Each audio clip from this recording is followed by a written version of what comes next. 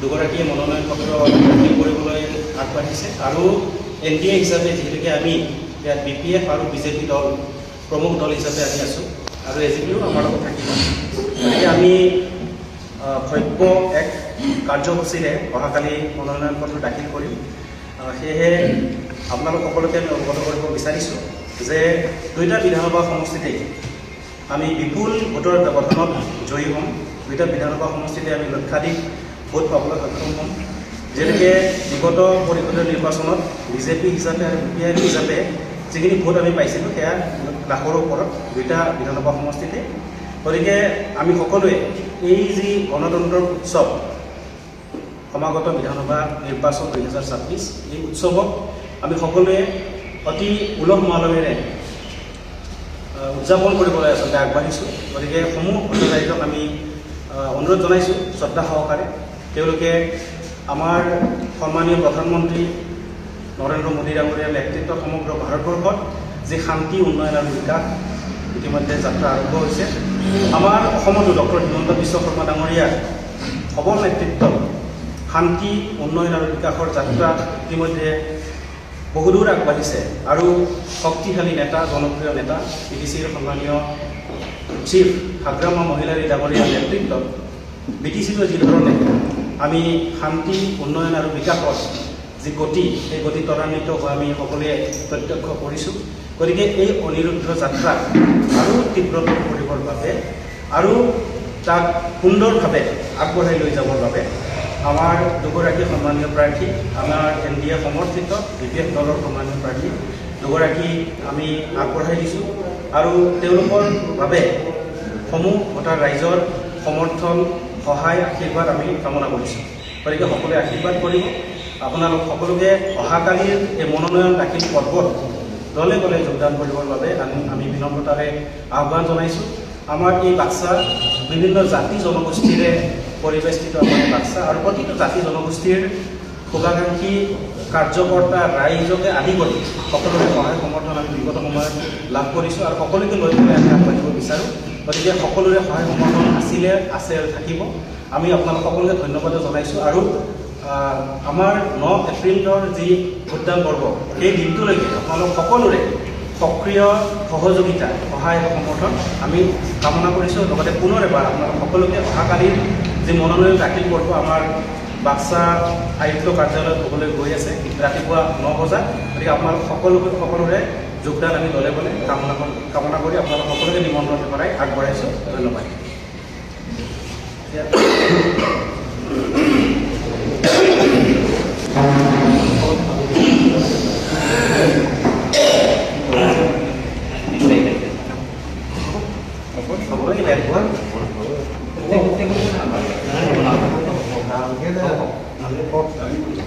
আমাৰ আজি যিটো প্ৰেছ মিট ইয়াতে বাক্সা জিলা কমিটিৰ সন্মানীয় সভাপতি তথা BTCৰ MCLA দিলীপ ডেকা ডাঙৰীয়া ইয়াতে উপস্থিত আমাৰ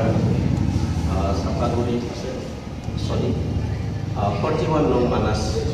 LAC আমাৰ NDA সমৰ্থিত প্ৰাৰ্থী থানেশ্বৰ বসুমতাৰী ডাঙৰীয়া, আমাৰ জিলা BPF সভাপতি গিৰিং বড়ো ডাঙৰীয়া আৰু আমাৰ সাধাৰণ সম্পাদক অনিল দৈমাৰী ডাঙৰীয়া আৰু আমাৰ প্ৰাক্তন জিলা সভাপতি ৰামদাস ডাঙৰীয়া আৰু জেনেৰেল ছেক্ৰেটাৰী BJP বাক্সা জিলা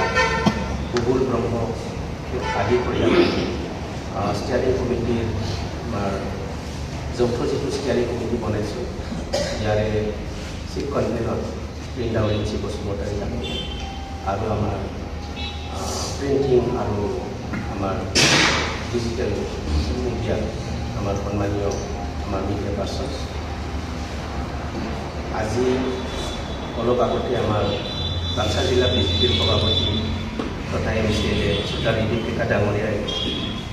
কথাখিনি ক'লে। একে কথাই আমাক প্ৰাৰ্থী হিচাপে আগবঢ়াইছে। মই শ্ৰী মনেশ্বৰ ব্ৰহ্ম 42 নং বাক্সাৰ মোক প্ৰাৰ্থী হিচাপে আগবঢ়াইছে NDA সমৰ্থিত বা NDA প্ৰাৰ্থী হিচাপে আৰু চাপাগুৰি সমষ্টিত আমাৰ 41 মানাস সমষ্টিত আমাৰ থানেশ্বৰ বসুমতাৰী ইয়াৰ বাবে আমি BPF দল তথা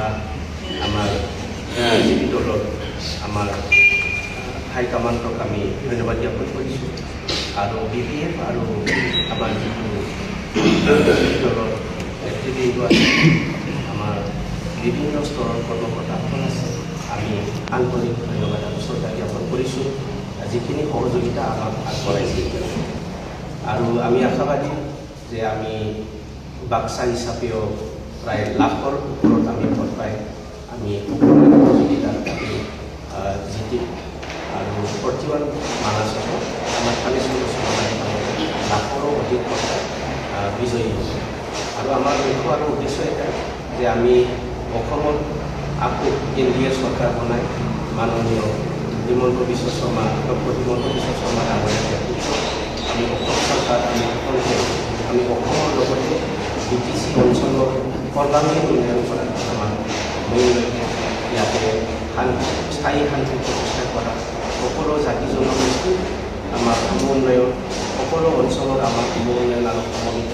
এই লক্ষ্যটো আগত ৰাখি আমি কাম কৰি যাম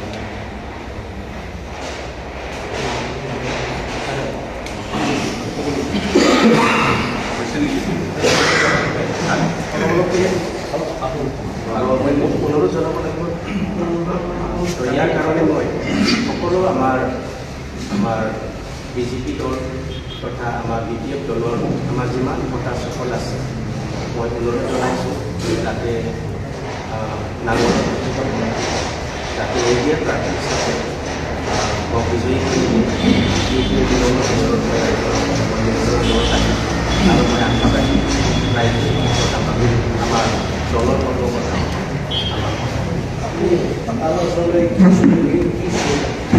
আমাৰ ইছ্যুটো হৈছে কি আমাৰ BTC BTC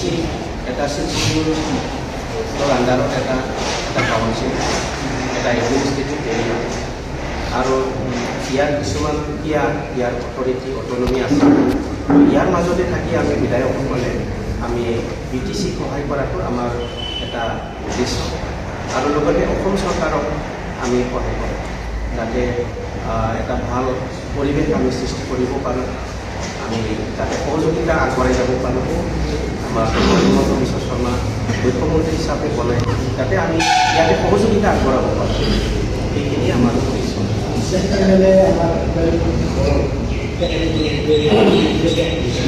এই ক্ষেত্ৰত আপোনাৰ কিবা সহায় নিশ্চয় সহায় আমি বৰ্তমানৰ বিধায়ক ভূপেন বড়োৰ যিটো জইন হৈছে আমি আদৰণি আৰু ভূপেন বড়োই নহয় আমি যিমান আমাৰ UPPL দলৰ নেতা কৰ্মীসকল আছে আমাৰ লগত যদি জইন কৰে সেইটো আমি ৱেলকাম কৰিছোঁ আৰু আমাৰ ধানৰামা মহিলাৰী ডাঙৰীয়াও কৈ আছে আমাৰ BPF দলৰ সভাপতি যে আহক আমি একেলগে আমি কাম কৰিম BTC উন্নয়নৰ কাৰণে আমি কাম কৰিম ইণ্ডিয়াৰ অংশীদাৰ হিচাপে থাকি আমি কাম কৰিম আৰু অসমত আমি অসম চৰকাৰ বনাই অসম চৰকাৰ হোৱাত আমি সহায় কৰিম অসমৰ পৰা আমি সা সুবিধাবিলাক আনি আমাৰ BTC অঞ্চলত আমি এই সুবিধাবিলাক আমি আনি বিভিন্ন প্ৰজেক্ট আনি আন্তঃগাঁথনি বনাম যিখিনি ৰাইজৰ অভাৱ অভিযোগ আছে সেইবিলাক দূৰ কৰাৰ কাৰণে আমি কাম কৰিম এইবিলাক দলে এটা ইছ্যু হৈ আছে তেওঁলোকৰ যিবিলাক শান্তি আহিছে কিন্তু BPFৰ দিনত গোলমাল বা শান্তি সৃষ্টি হৈছিল আৰু পুনৰ তেনেকুৱা শংকা প্ৰকাশ কৰি তেওঁলোকে এটা প্ৰচাৰ চলাই থাকে এইটোতো তেখেতসকলে কৈ আছে কিন্তু BPF দলে যেতিয়া চৰকাৰ চলাইছিল তেতিয়া অনুভৱ কৰা মানুহ কোন আছিল আপচু নিজে আন্দোলনত লিপ্ত হৈছিলে আৰু কণ সেই ছাত্ৰ ছাত্ৰীসকলক নেশ্যনেল হাইৱেলৈকে লৈ গৈছিলে ৰেল ৰকো আন্দোলনত লৈ গৈছিলে দিনে দিনে তেখেতসকলে অশান্তি কৰিছিল আৰু ইভেন কিছুমান যিবিলাকে মানে প্ৰমোদ বড়োৰ লগত লগ লাগি চৰকাৰ বনাইছিল তেখেতসকলক তেতিয়া পূৰ্ণভাৱে তেখেতসকলে চৰকাৰৰ লগত এইটো চাৰেণ্ডাৰ কৰা নাছিল তেখেতসকলক দুই এটা কিছুমান কেতিয়াবা বিক্ষিপ্ত ঘটনাবিলাক ঘটাইছিল এইটোতো ৰেকৰ্ড আছে পুলিচৰ তাতে ৰেকৰ্ড আছে এইবিলাক ৰাইজে জানে গতিকে এইবিলাক মিছা অভিযোগ প্ৰমোদ বড়োই যিবিলাক কথা কৈছিল এইবিলাক কথা কৈছিলে যে হাগ্ৰামা মহিলাৰ এই দিনত অশান্তিকাৰীবিলাক কোনে হয় তো যোৱা BTC নিৰ্বাচনৰ পিছত আপোনালোকে চাওক ইমান ৰাইজে ভোট দিলে পাব্লিকৰ মেণ্ডেটটো PPF-ৰ ফালে আহিলে বা আমি একেলগে চৰকাৰ বনালোঁ BJPৰ লগত আমি একেলগে চৰকাৰ বনালোঁ তাৰপিছত যিটো কথা কৈছিলে এই একে কথাকে আপচুত নেতাবিলাকে কৈছিলে একে কথাকে আমাৰ মহিলা বিচাৰে কৈছিলে একে কথাকে মানে তেখেতসকলৰ MP MLA সকলে কৈছিলে তো এই কথাটো লৈয়ে তেখেতসকলে BTCৰ যিটো আমাৰ ছেক্ৰেটাৰিয়েট আছে মানে এছেম্বলি হাউচ আছে সেইটো তেখেতসকলে বলপূৰ্বকভাৱে সোমাই লণ্ডভণ্ড কৰিছে এইটোতো ডাঙৰ অপৰাধ এইটো বিৰাট ডাঙৰ অপৰাধ এণ্টি নেশ্যনেল এইটো এটা অপৰাধ এনেকুৱা ধৰণৰ অপৰাধ কোনে কৰিছে তো আপচু জড়িত আছিল তেতিয়া এইটো স্পষ্ট ইয়াতে ভিডিঅ' ৰেকৰ্ডিং তো এইটো অন্যায় হৈছে এইটো গণতন্ত্ৰৰ মন্দিৰ আৰু বহুত কষ্ট কৰি বহুত আন্দোলন কৰি বহুত শ্বহীদৰ ত্যাগৰ বিনিময়ত এই যিটো BTC সেইটো পাবলৈ সক্ষম হৈছে তাতে ধুনীয়া এটা এছেম্বলি হৈছে এই এছেম্বলিটো এটা গণতন্ত্ৰৰ মন্দিৰ স্বৰূপ আৰু সেইটোতো বিৰাট ডাঙৰ অপৰাধ যেনেকুৱা পাকিস্তানী উগ্ৰপন্থীবিলাকে যেনেকুৱা সংসদ আক্ৰমণ কৰিছিলে সংসদটো আক্ৰমণ কৰিছিলে তেনেকুৱা ধৰণৰ অপৰাধ ক'বলৈ গ'লে গতিকে এইটো বিৰাট ডাঙৰ গৰিহণাৰ যোগ্য আৰু ইয়াতে স্পষ্ট প্ৰমাণ হয় যে কোনে আন্দোলন কৰিছিল আগতে কোনে অশান্তি কৰিছিল তো BPF দলৰ প্ৰতি যিটো এইটো অভিযোগ সেইটো মিছা অভিযোগ Star campaigner আমাৰ ষ্টাৰ কেম্পেইনাৰটো আমাৰ